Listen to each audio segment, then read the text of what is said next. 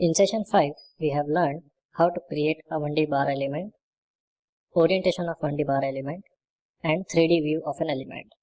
In session 6, we are going to learn how to create a 1D beam element, orientation of 1D beam element, 3D view of an element, and the concept of C, D, E, and F points. So the problem statement is almost the same as before. Here the cross section is different and we are applying a bending force. The properties of the material this time are going to be stainless steel. Analytical solution is also done here to calculate the stress as well as the displacement. Now we are going to go directly to HyperWorks and we will solve this problem statement.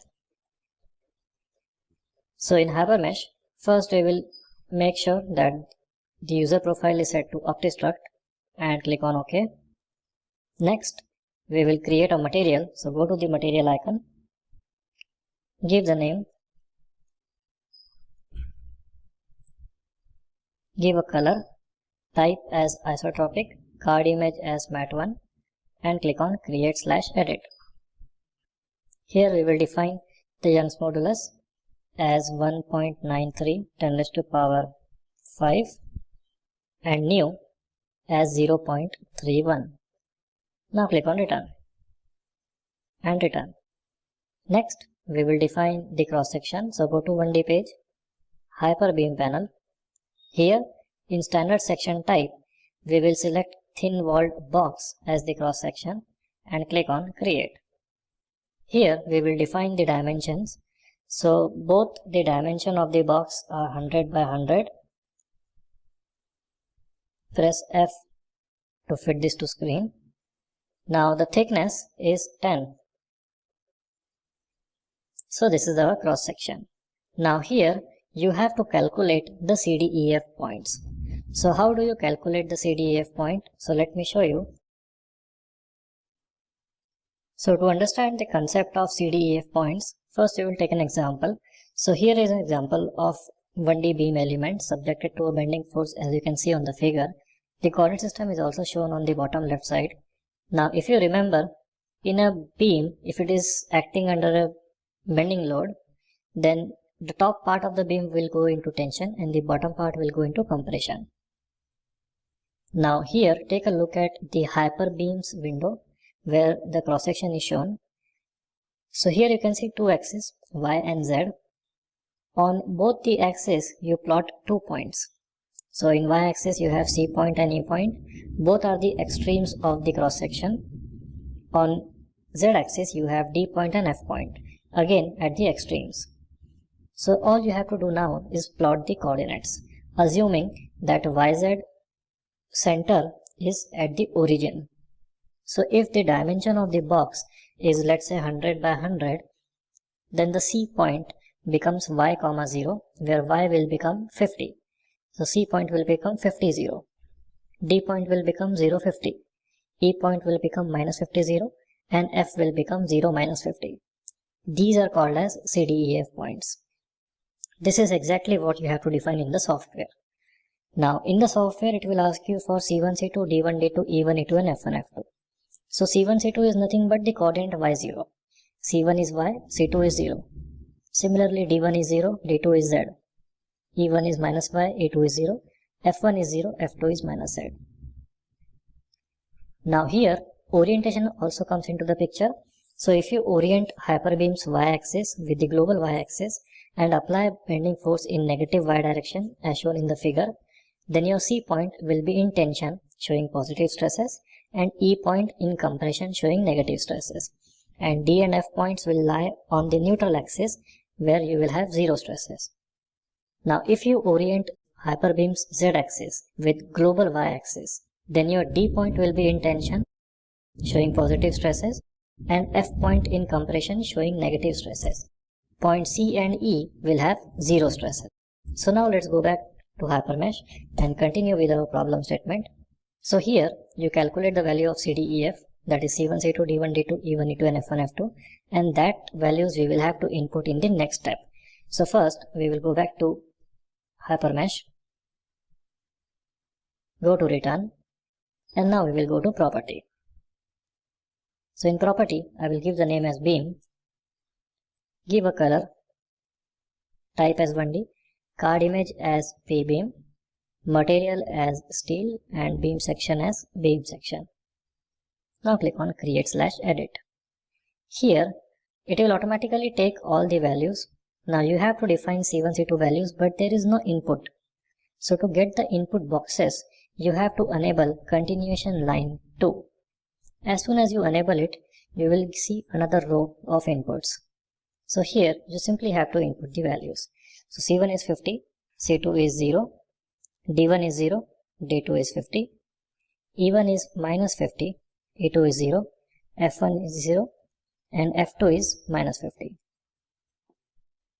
So once you are done with all the inputs, click on return. And again return. Now we will start with the component.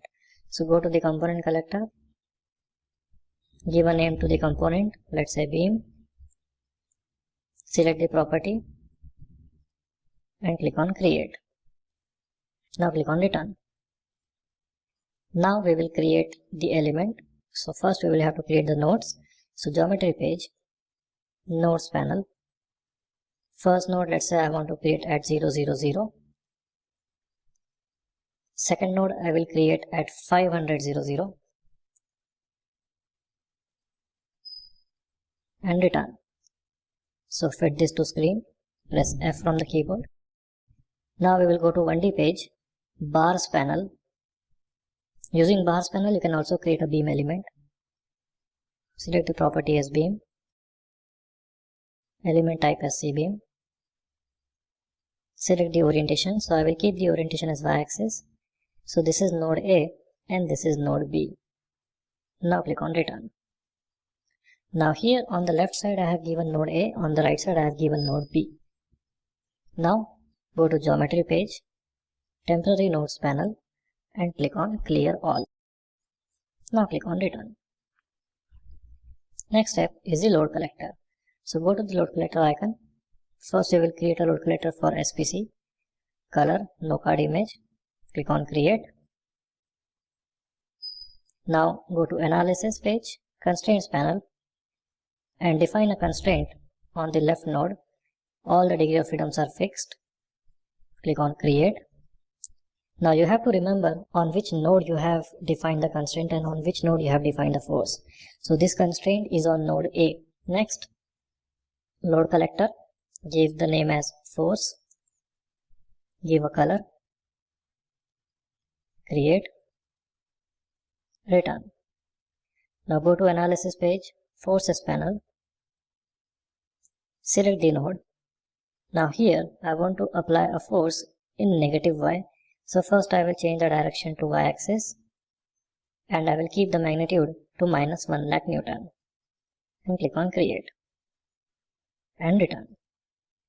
So the last step is defining the load step. So analysis page, load steps panel. Make sure the type is set to linear static.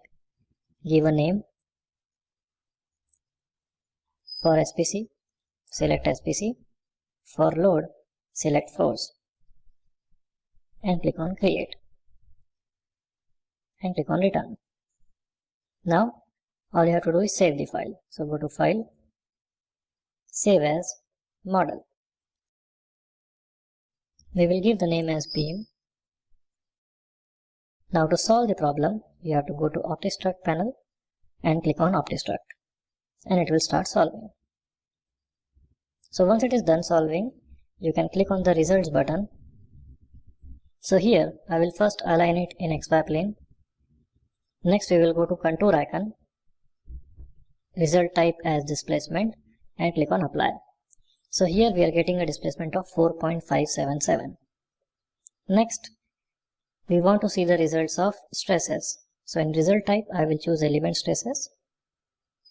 Here in the second option you have to select at which node and at which point do you want to see the values. So as we know, at node A we have defined the constraint. So that is where we want to see the stresses. So that means S at node A. So SA is where we want to see the results. Now at which point? CDEF. So as discussed earlier, C point will show positive stresses, D will show 0, E will show negative, F will show 0. So let's check here. First I will choose SAC, that is stress at node A at C point. Click on apply, and here you can see the value of stress is 508.1. This is tensile, so positive stress. Next we will choose SAD, that is node A, point D, and here the results are 0 because it lies on the neutral axis.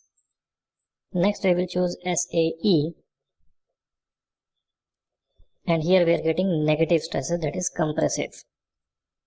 And lastly SAF, where again the stresses should be 0. So that is the importance of CDEF points. So now we are done with the problem statement. Now let me show you the homework. So in the homework you have to solve the same problem of a beam subjected to bending force. The cross sections are different, the materials are different, all the inputs are given in the table. So these are the first 5 problem statements. These are the next 5 problem statements for a total of 10 problem statements. Now while solving these 10 problem statements, make sure to write down the stresses and displacements that you obtain from the software, as well as calculate the stresses and displacements manually and input them in the table so that you can verify the results. So with this, we have finished session number 6. Thanks a lot for attending session number 6. In session number 7, we are going to cover a 1D beam element subjected to bending force with 2 different cases, case 1 and